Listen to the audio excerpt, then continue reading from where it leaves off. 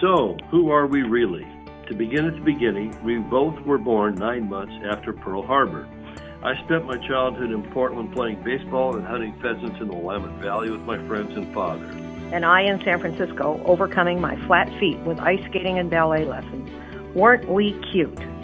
We were introduced by a high school rally squad member of mine who was also a sorority sister of Carol's. Notice my dark hair.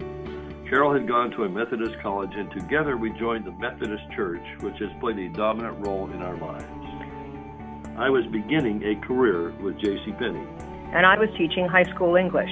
Our sons, Jason and Mark, were born as we were transferred from store to store. I always found a high school English department that needed my skills. Corporate moves in 5 years took us from Oregon to Washington and then Montana. By the time we landed in Havre, Montana, Jason was getting ready for kindergarten, and we were wondering about the effect of constant moves on their emotional stability. Although living in a small town had its advantages, like room for a large dog and nearby fishing and cross-country skiing, we craved having time together as a family, and Penny's demanded its time, even at the expense of Sundays and Christmas season. Another year and we were transferred again. Notice the store's ritual of being transferred. Steve's necktie was cut off. This time the move was to Southern California. We loved the weather. However, when I had been in 5 stores within the LA basin in 6 years, we knew the next move could be to Texas, to the corporate office, or if Penny's was sold, as was the rumor, middle management personnel like myself would be slashed. Not a pretty thought. About that time, Steve was introduced to A.L. Williams by the grandfather of Jason's soccer coach. He liked the idea of learning about money and financial stability. At least he'd have acquired a financial education if he started this parallel career. One of the happiest professional events of our lives occurred in September 1985, the month Steve retired early from Penny's. Yeah, he could return, but no, he didn't. No more stress headaches, no more missing the boys' activities, no more harried days of work, especially from Thanksgiving to inventory in mid-January. No more worry about the company being sold. No more being controlled by a corporation. The A.L. Williams office in Brea grew.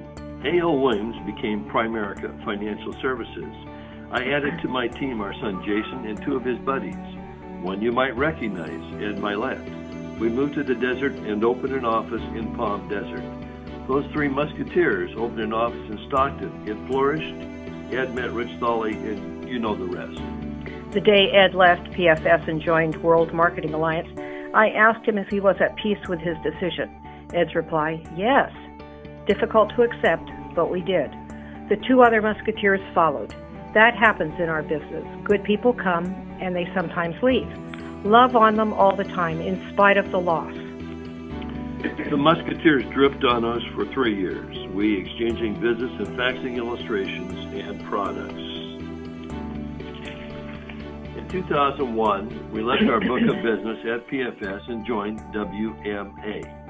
A new adventure in our lives, a rejuvenating one. Even in the infant stages of WMA, the crusade drove us. There was a primitive system to base our development and training on.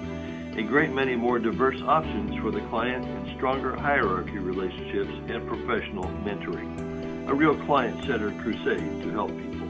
WMA and Aegon became WFG. The desert office developed. I retired from teaching and joined Steve in the business. Do you recognize that young woman in the white sweater who is Desert's SMD? She's so driven by her whys and is one of the most industry knowledgeable people in Team Freedom. The rewards in this business are both tangible and intangible. Living the financial crusade is closely followed by knowing great people and fun times. Here's our family now. We're so proud of them all.